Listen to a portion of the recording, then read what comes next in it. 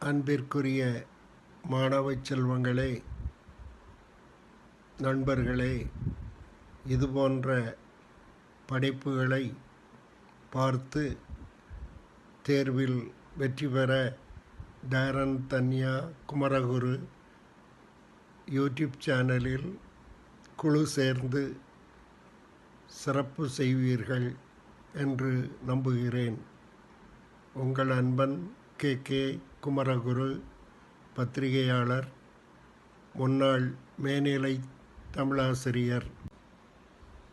இந்து அறநிலை துறை தேர்வுகளில்